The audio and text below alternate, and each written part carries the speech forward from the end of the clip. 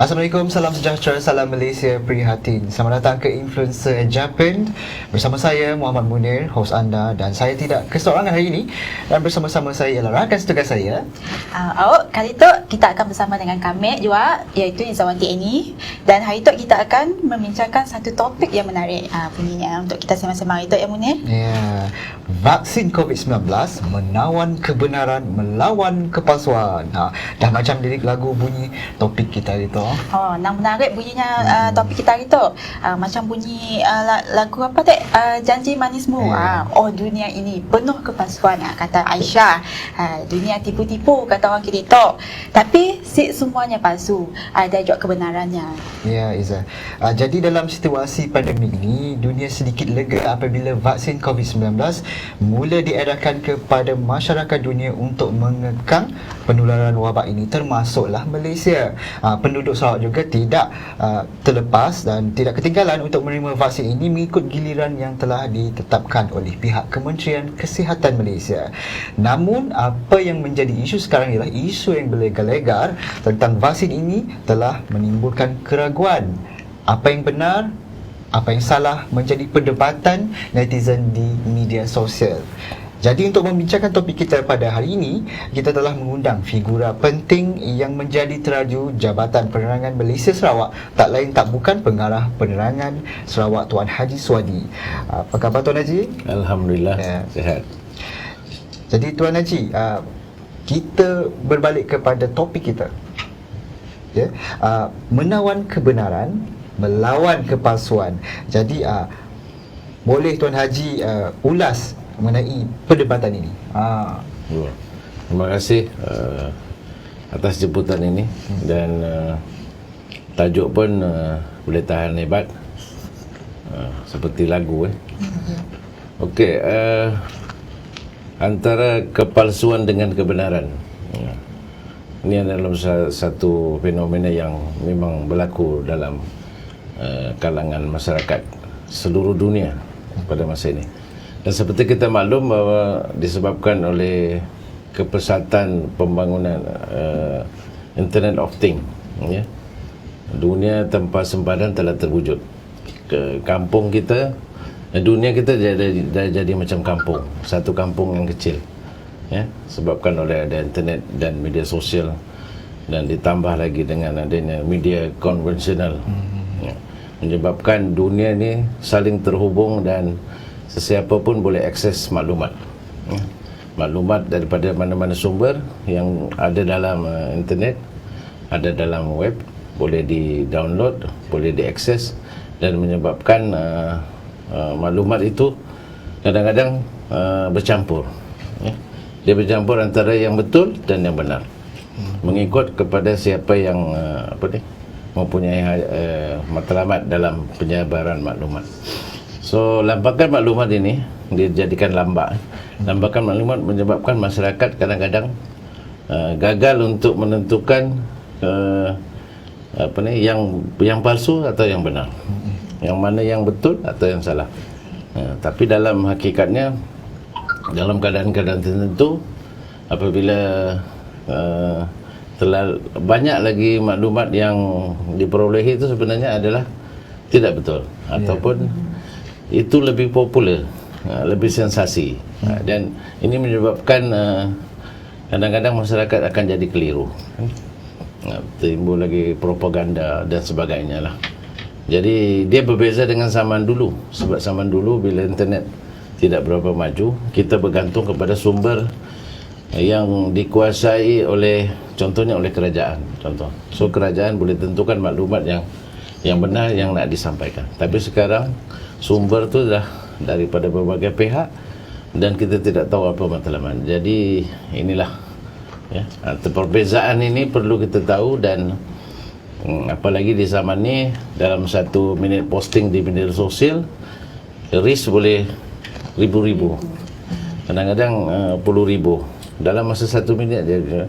Dan orang tu pun kita tidak boleh tahu siapa yang akses dari negara mana dan tempat. Ini menjadi cabaran satu yang kepada kita lah, pemasar maklumat perlu memahami keadaan ini dan kita pun juga perlu pastikan info yang sahih ini mendahului info yang palsu. Itu penting. Okey. Nampak gayanya musuh kita sekarang tu bukan je COVID-19 tapi propaganda palsu yang juga kata orang jadi musuh dalam selimut yang boleh menimbulkan keraguan kepada masyarakat yang kelak akhirnya akan menggagalkan usaha kita dalam membentuk herd community dalam situasi pandemik tu lah Tuan Haji. Jadi taklah peranan kita di Jabatan Penerangan Sarawak untuk memastikan kempen imunisasi di Sarawak tu berjaya dan tercapai. Semua rakyat memilih untuk menjadi penerima vaksin.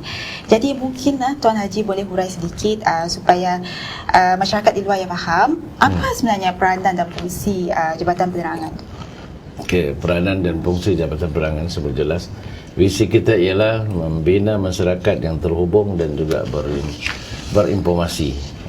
Pada ini sangat pentinglah, kita ingin masyarakat itu saling terhubung dan juga informasi, maksudnya informasi yang benar lah, bukan yang palsu.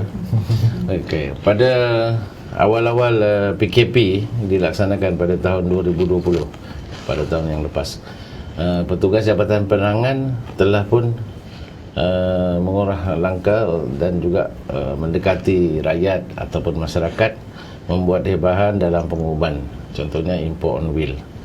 Melalui info on wheel kita membuat hebahan umum, yang kita guna kenderaan dan secara mobile, buat pengumuman, kita maklumkan PKP ini dan apa yang perlu dilakukan oleh masyarakat dalam keadaan situasi PKP, lepas tu PKPP dan sebagainya.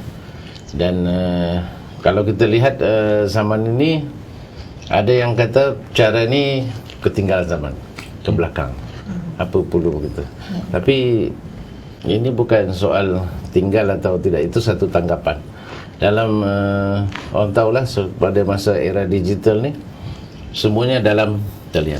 Tapi keadaan masyarakat apalagi di Sarawak ni, bukan semuanya ada di cover oleh akses internet.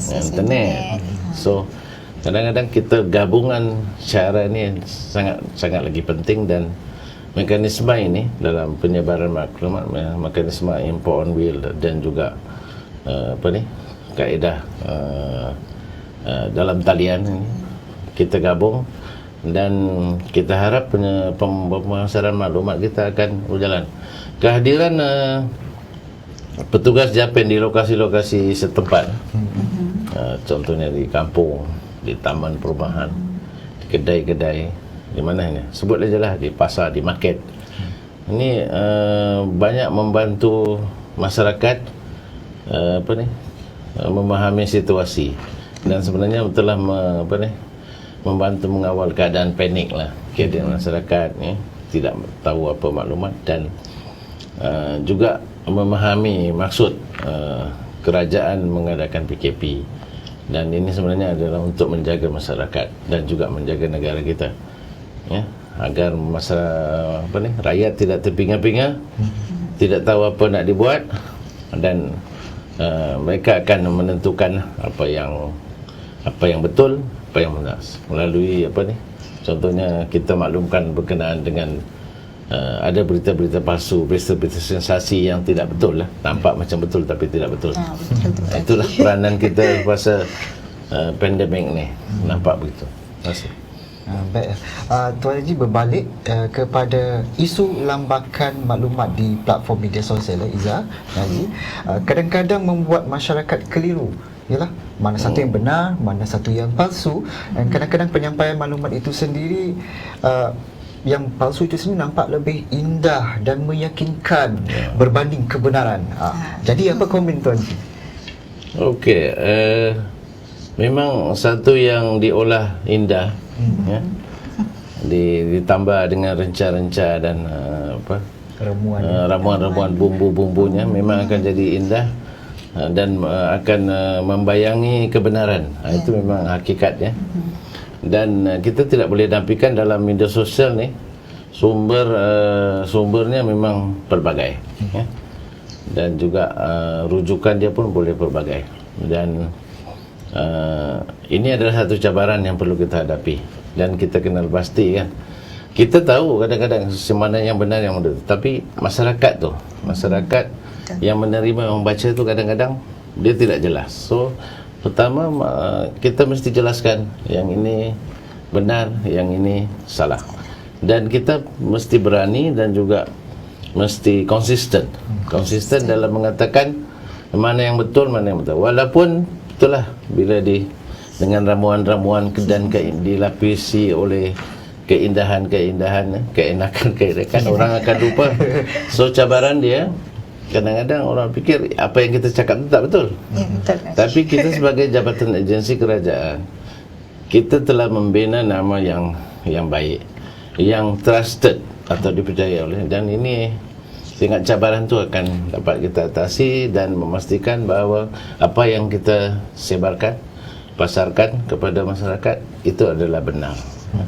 Dan ini strategi ini kita juga gunakan kaedah-kaedah yang indah-indah, yang cantik-cantik dan secara kreatif di dalam media sosial. Contohnya macam program hari inilah Influencer Japan. Kalau di Sarawak pun kita ada special lah, itu kabar dari Sarawak. Kita gunakan dialek Melayu Sarawak, Bidayu, Iban, Cina, you name it lah.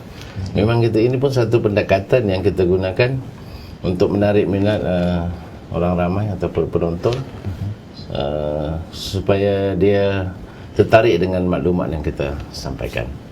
Satu bahasa. Dalam program-program kita pun kita menjemput pakar-pakar luar.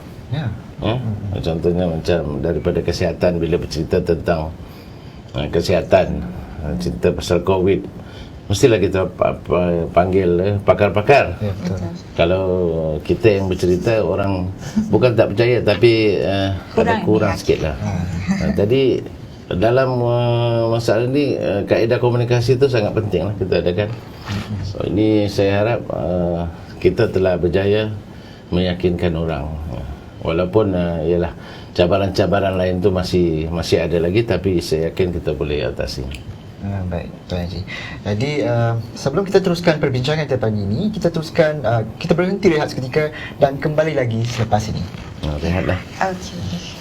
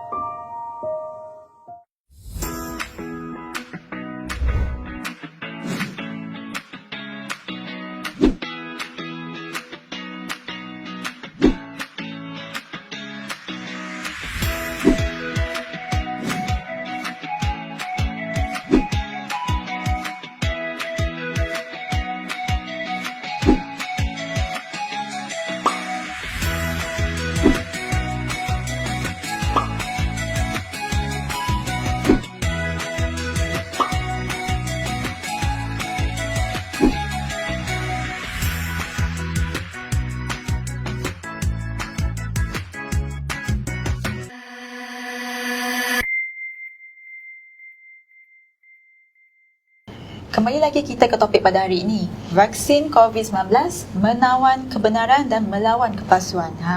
Jadi seperti yang diterangkan oleh Tuan Haji tadi, kita di Jabatan Penerangan tu memang akan terus berusaha untuk menyampaikan info sahih dan tepat kepada masyarakat. Tetapi Tuan Haji, kita selama ni kita berkempen menggunakan media sosial. Tapi adakah media-media konvensional lain seperti radio, TV, surat khabar masih relevan pada masa sekarang ni, Tuan Haji? Okey. Jawab soalan ini begini. Dalam kita berkempen, kita tidak boleh menggunakan satu kaedah sahaja. Kita tidak boleh bergantung sepenuhnya dengan satu-satu je. Dan kita contohnya dalam media sosial ni, walaupun dia sekarang trending dan terkini, kita tidak boleh anggap melalui media sosial ni kita akan sampai kepada audien yang kita nak sasarkan. Kita sasar nak disampaikan maklumat ataupun informasi. So menyedari hakikat ini, Jabatan Penerangan sebenarnya menggunakan pelbagai kaedah komunikasi. Ya, kita bukan bergantung semata-mata kepada media sosial. Contohnya dalam menterjemah ataupun pemasaran maklumat kerajaan, kaedah-kaedah komunikasi strategik yang berkesan pun kita telah ambil lah. Terutamanya melihat kepada ekosistem ataupun persekitaran kita di Sarawak ni. Contohnya di Sarawak, sebuah negeri yang terbesar di Malaysia, mempunyai geografi yang begitu mencabar, dan kawasan-kawasan pun sangat luas. Antara bandar pun dia berbeza jauh, ya. Dan kawasan pedalaman contohnya kurang akses internet. Dan di bandar dia lebih contohnya. Tapi antara bahagian, antara zon pun, antara bahagian dia pun berbeza kan. Jadi kita tidak boleh menggunakan satu kaedah saja. So maksudnya dan satu lagi, apabila kita sampaikan maklumat tu, kita tidak boleh menggunakan satu, kita tidak boleh gunakan satu kaedah, kita tidak boleh menggunakan maklumat yang sama, ayat-ayat dia punya dan sebagainya lah. So kita kena gabungkan, dan keunikan kita pun melihat kepada keunikan masyarakat di Sarawak ni, rakyat di Sarawak ni yang berbilang kaum, bahasa, ya, budaya, dan cara menghadapi kehidupan. Maka itu penyampaian maklumat dia sebenarnya mencabar. Tapi penyampaian maklumat ini kita perbagaikan untuk mengatasi cabaran itu, ya. Contohnya media konvensional seperti surat khabar, flyers, dia masih lagi relevan sebenarnya. Masih relevan saja. Dia bila tidak boleh diakses di internet, so orang bergantung pada surat khabar. Walaupun surat khabar lama lah, lambat sikit, yang mungkin jauh. Itu pun satu cabaran juga kan. Tapi ada juga e-news, portal online kan. Jadi semua Jabatan Penerangan semua gunakan ini, Sarawak lah. Dan contoh kita ada bahagian media, ya, yang bahagian media dan komunikasi korporat yang sentiasa turun padang bersama dengan jurufoto membuat liputan-liputan. Jadi liputan itu sangat penting untuk kita kongsikan dengan masyarakat. Tujuan program dan pelaksanaan program-program ini kita tulis dalam bentuk artikel, ya. Apalagi kalau dia contoh dia berkaitan dengan vaksin, untuk disiarkan di surat khabar. So kita gunakan surat khabar. Selain itu Jabatan Penerangan pun mempunyai bahagian penerbitan dasar negara. Bahagian inilah yang akan memastikan penghasilan risalah dalam bentuk poster, buku kecil. Ini kaedah penyampaian yang kita gabungkan dengan semua kaedah, apalagi internet. So dia jadi kesepaduan kaedah komunikasi itu lebih mantap, dan saya yakin dia akan sampai kepada masyarakat keseluruhannya. Baiklah Tuan Haji, mengenai cabaran di Sarawak ni Tuan Haji, semua sudah sedia maklum bumi kita ni paling luas di Malaysia, di Sarawak ni, malah mempunyai demografi penduduk yang pelbagai bangsa dan mungkin menjadi kekangan komunikasi dalam usaha penyebaran maklumat dan mempromosikan vaksinasi. Kita di Jabatan Penerangan ni kini terkenal dengan usaha Info on Wheel. Boleh Tuan Haji jelaskan, terangkan kepada penonton di luar sana mengenai program Info on Wheel? Okey, Info on Wheel atau IOW. IOW merupakan singkatan kepada Info on Wheel, yang merupakan satu program ataupun inisiatif Jabatan Penerangan dalam mempelbagaikan kaedah penyampaian maklumat ataupun komunikasi kita. Ya, Info on Wheel ni satu program yang dilaksanakan menggunakan unit bergerak, ialah kenderaan Jabatan Penerangan yang akan membuat hebahan kepada masyarakat umum tentang satu-satu isu lah. Kalau sekarang ni COVID ataupun perintah kawalan pergerakan, darurat, imunisasi dan sebagainya. Dan dia dihebatkan pada orang ramai menggunakan kenderaan dengan pembesar suara dia. Ya. Kalau ni orang jual tilam lama, tilam lama, surat khabar lama. Tapi kita maklumat yang berkenaan itu. Dan melalui program ini pun kita boleh gabungkan dengan program walkabout. Kita panggil walkabout, kita berhenti satu-satu tempat dalam supermarket atau market ataupun di sekolah ke, di mana je kita turun, keluar kereta, pegawai-pegawai kita mengedarkan maklumat-maklumat flyers, penerbitan, poster. Dan menariknya kita gabungkan program walkabout kita ni dengan Jabatan Penerangan memanggil YB ataupun tokoh-tokoh tu dalam masyarakat tu untuk turut serta bersama kita dalam pengedaran flyer poster tu. Dan seterusnya kita boleh berkomunikasi lah kepada masyarakat yang menerima. Kita bukan just bagi macam tu, kita bagi tahu dan ada interaksi di situ dan memang berkesan lah kita dapat ni. Yang strategi ini pun kita sasarkan terutamanya kawasan-kawasan tumpuan masyarakat. Di pasar, contohnya kita pernah buat di Pasar Satu, di Lepapa, Hypermarket, di Serian, you name it lah. Dan itu yang saya hadiri lah. Tapi yang seluruh Sarawak ni akan dilaksanakan oleh semua PPD, Pegawai Penerangan Daerah. Dan di samping memberi penerangan itu, kita pun ada interaksi dan kita mendapatkan reaksi masyarakat. Dan dalam Info on Wheel ni kita boleh tambah juga, kita buka satu kaunter ataupun buka meja di mana-mana dan kita register orang untuk vaksinasi. So Info on Wheel ni satu program yang sangat menarik dan memang kena pada masanya. Dan yang paling penting dalam penyampaian maklumat ataupun hebahan tu, kita menggunakan bahasa-bahasa setempat.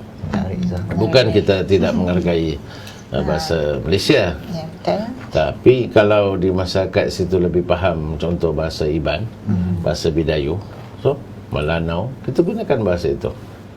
Dan ini adalah kaedah kita yang saya nampak sangat berkesan dan juga memberi impak yang baik lah. Yang menarik yang Munir, kita boleh daftar juga, nolong daftar masyarakat di luar ya, melalui program melalui program Info on Wheel ya. Jadi mun kita orang anggar van-van ataupun unit yang Jabatan Penerangan pun kita orang datanglah dekat van untuk mendaftar. Kita akan tolong sekali mendaftarkan vaksin untuk sebagai penerima vaksin dan juga kita bagi info yang sahih supaya kita semua tahu info yang benar dan sahih melalui Jabatan Penerangan yang Munir. Info on Wheels. Okay. Kita berhenti rehat seketika dan kita akan kembali menyambung perbincangan selepas ini. Oh, gitu.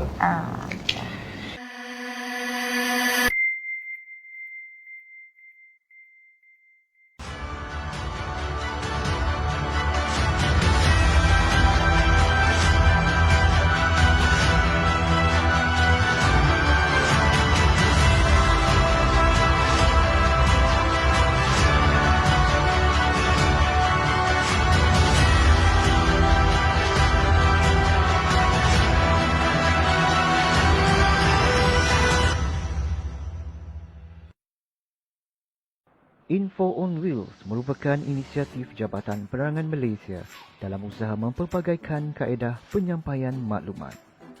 Bukan sahaja melalui media cetak, media elektronik atau di laman sosial, tetapi penerangan melalui jerayawara turut dilaksanakan melalui inisiatif Info on Wheels.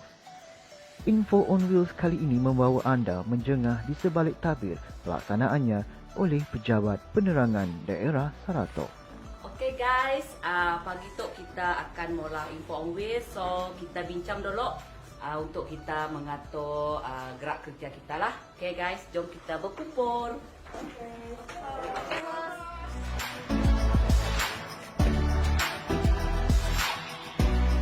Okay guys, so hari tu kita akan bergerak ke lokasi iaitu di kawasan market lah. Sebab ia adalah tumpuan ramai. So kita akan ngatur gerak kerja. Yang pertama ialah pastikan skrip dari pola dah ada. Okey, pastikan skrip yang mengikut bahasa Iban, bahasa Melayu dan juga Cina. Semua sudah siap kan? Okey, untuk JAV pastikan kita punya horn speaker dapat berfungsi dengan baik dan kenderaan dalam keadaan yang baik. Saya Florence Sebastian Unting, Pegawai Penerangan Daerah Seratok. Saya pada hari itu bersama dengan anggota saya akan mengadakan program Info on Wheel. Info on Wheel adalah merupakan satu program inisiatif Jabatan Penerangan untuk membuat hebahan. Hebahan itu adalah yang berkenaan dengan maklumat-maklumat kerajaan dan sekarang kami orang fokus kepada program imunisasi untuk menyuruh orang ramai mendaftar dan menerima suntikan vaksin. So, jom dengan saya.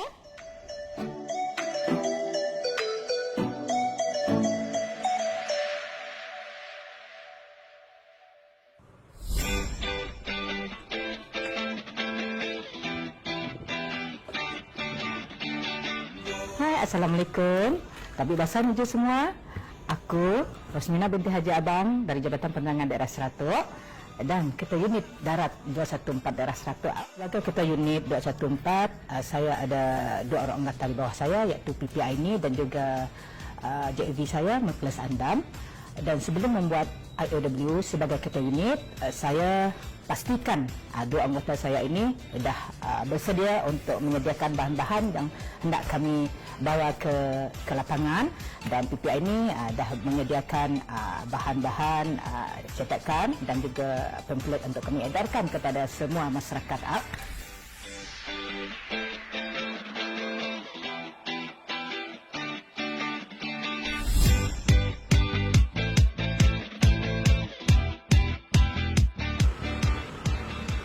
Assalamualaikum dan selamat sejahtera. Perhatian kepada semua. Vaksin COVID-19 telah tiba di Malaysia pada 21 Februari 2021 yang tertakluk kepada pematuhan SOP. Perintah berkurung juga tidak akan dilaksanakan. Untuk maklumat lebih lanjut, sila layari laman web www.mkm.gov.my.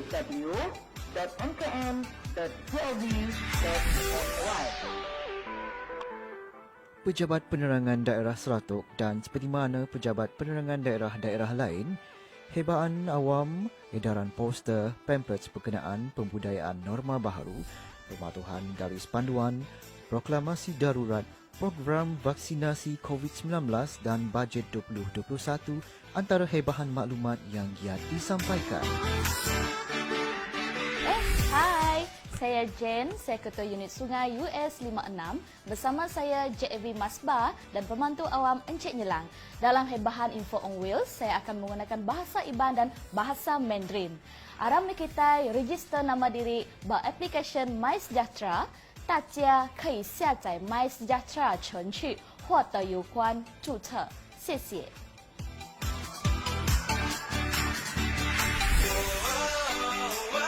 大家好，政府在近期提供免费接种新款疫苗，如有任何疑问，可到附近医院询问乡亲。 Unit Hebahan Bergerak atau Jerayawara turut menumpukan liputan lokasi di luar bandar dan penggunaan penyampaian bahasa tempatan agar masyarakat tidak terlepas dari akses maklumat yang sahih selain menepis lambakan maklumat atau berita tidak benar. Selamat pagi, menuju balai kita Berumah Pandai Pelinggung itu. Tabik basah menuju kita semua. Program bertujuk vaksin COVID-19 sudah berancang. Pengawal bertujuk vaksin itu volunteer, enggak percuma ke kita semua. Bala mayuh bilalau ngambil dak nangi nerima picok vaksin. Labang vaksin tu udah diuji lalu nikun dikena pitai. Kerjasama semua komuniti, lebih lagi ketua komuniti, ketua bangsa, JKKK, enggak bala mayuh amat berguna ngambil keulaman tu mulai ke pemana penghidup, bakal selama serta ekonomi menua meruan. Kita patut register dengan aplikasi MySejahtera kena kita menerima vaksin tu. Penerang kesilia agi kita tahu bertanya ngagai rabang utis pengerai. Di awal pelaksanaan Perintah Kawalan Pergerakan PKP di daerah Saratok, rakaman video mengenai hebahan pelaksanaan Jerayawara atau Info on Wheels mendapat perhatian dan perkongsian netizen. Kami Puan Aili binti Ella ataupun lebih dikenali sebagai Kak Kenango. Dan video saya pernah viral masa dulu, masa PKP dulu. Ingat, ketua keluarga seorang aja boleh keluar atau wakil. Mun ada sidak nak kerja di bandar yo, jangan pulang lo. Tahan lo, diam lo kabur tu sampai PKP tu selesai. Gagasan kami itu adalah mula hebahan menggunakan dialek Kabung. Contohnya, jaga jarak kita sekurang-kurangnya 1 meter dan jangan terkayo-kayo si tentu pasai. Tidak kira di mana, hebahan maklumat mesej-mesej kesedaran pembudayaan norma baharu jelas dan lantang disampaikan agar terus sampai kepada masyarakat. Vaksin COVID-19 sudah ada di Malaysia pada 21 Februari 2021 tahun itu tadi. Program imunisasi COVID-19 itu tadi telah diatur oleh Kementerian adalah pakai wujud imuniti kelompok dalam komuniti dan sekaligus dapat memutus rantai jangkitan COVID-19 terus merebak. Pemberian vaksin COVID-19 akan dipolah dalam 3 fasa. Fasa pertama adalah untuk sidak barisan hadapan. Fasa kedua akan diberi untuk sidak berisiko tinggi dan warga emas. Fasa ketiga barulah orang awam yang berumur 18 tahun ke atas. Nama saya Mas Ba bin Amais. Kami bertugas sebagai juru audiovisual. Saya Mas Kenda Sandam, bertugas sebagai juru audiovisual di Jabatan Penerangan Daerah Saratok. Tugas kami berdua memastikan kenderaan jabatan dalam sentiasa dalam keadaan baik dan alat raya pun dalam sentiasa keadaan baik untuk melancarkan program Info on Wheels.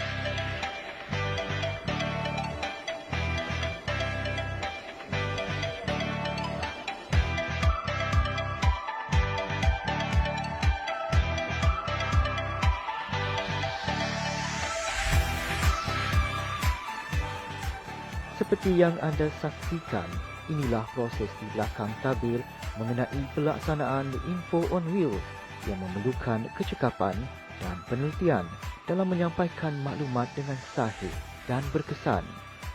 Terima kasih atas sokongan dan teruskan bersama kami di Info on Wheels.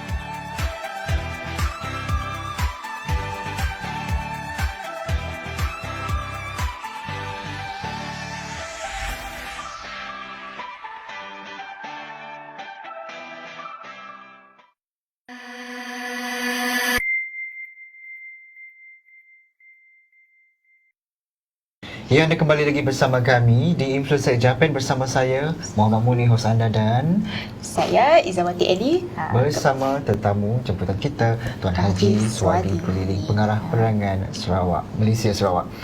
Baiklah Tuan Haji, selain daripada menyampaikan maklumat kepada rakyat tentang isu-isu semasa, kabarnya Japan turut memberikan hiburan bermaklumat kepada masyarakat. Boleh Tuan Haji ceritakan sedikit mengenai itu? Okey, hiburan bermaklumat. Sebenarnya bila menyebut hiburan bermaklumat di Jabatan Penerangan, ia dalam merujuk satu unit kita, iaitu unit pentarama. Pentarama Jabatan Penerangan. Satu unit yang sangat penting di dalam kita penyampaian maklumat. Ini pun satu kaedah penyampaian maklumat, kaedah komunikasi yang kita gunakan. Iaitu penterama ni dia menggunakan nyanyian, tarian, lakonan dan menyelitkan penyampaian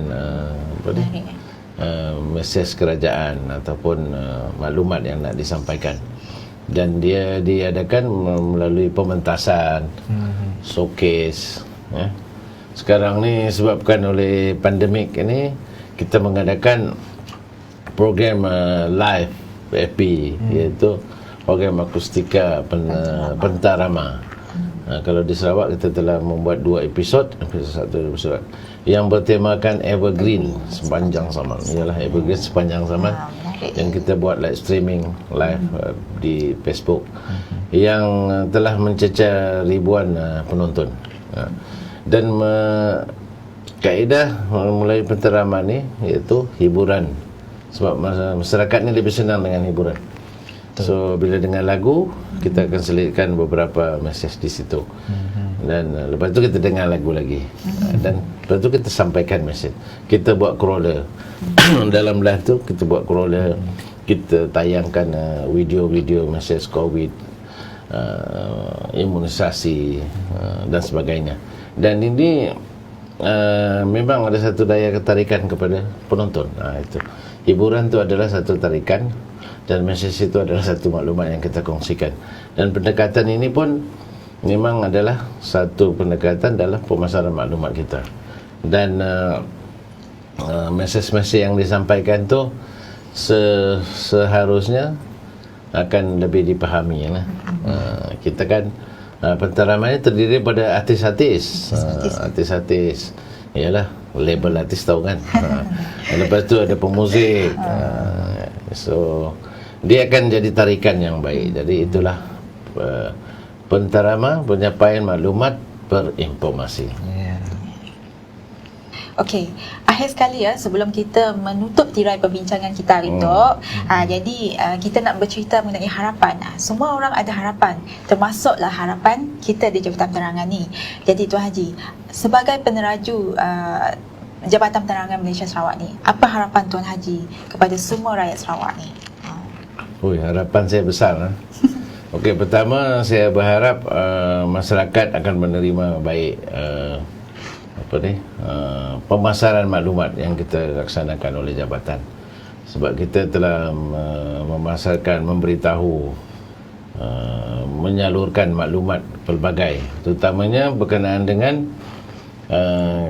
pandemik COVID, pengamalan norma baharu, PKP, darurat, Malaysia prihatin, bantuan-bantuan kerajaan, dan yang terakhir ialah pendaftaran COVID, vaksinisasi. Jadi saya berharap masyarakat akan mengikuti maklumat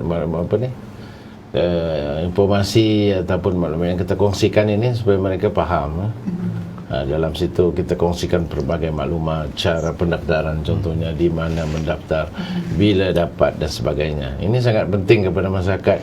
Sebab semua maklumat ini penting supaya kita akan dapat menolong kerajaan sebenarnya untuk menjadikan, mewujudkan net community, kan? Herd community. Kita mewujudkan masalah herd community. Ini penting.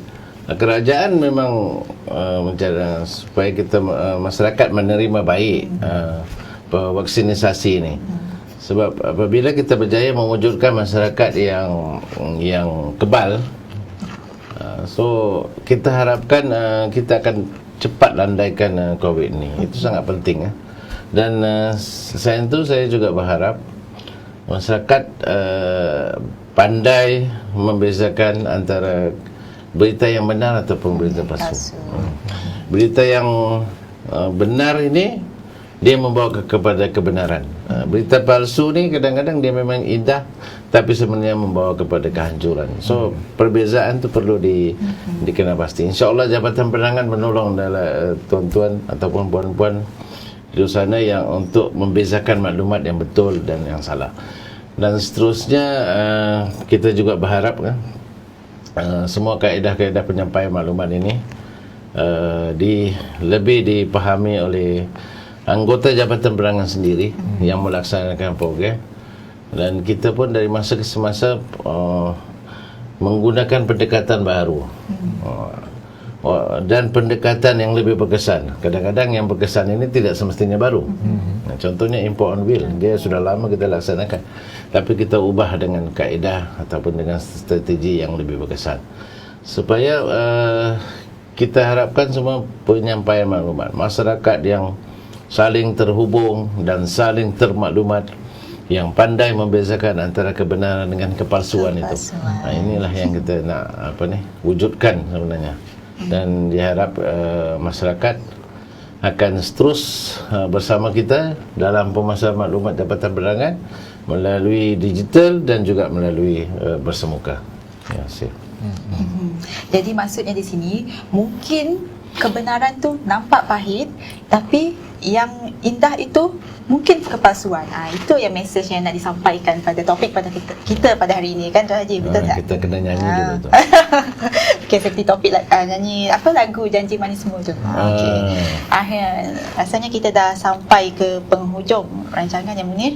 Baik. Ya Izzah, Tuan Haji, terima kasih kerana sudi untuk bersama-sama kita di Influencer Japan pada kali ini, dan terima kasih juga diucapkan kepada penonton yang menyaksikan sehingga ke akhir penghujung rancangan ini. Kepada semua di luar sana, jangan lupa untuk mendaftar sebagai penerima vaksin COVID-19, ya. Sama-sama kita melawan kepalsuan dan menawan kebenaran dengan memilih maklumat yang tepat dan sahih. Sehingga kita bertemu lagi di episod yang akan datang. Lindung diri, lindung semua. Assalamualaikum. Salam. Kau suruh orang kau sendiri belum kena injek.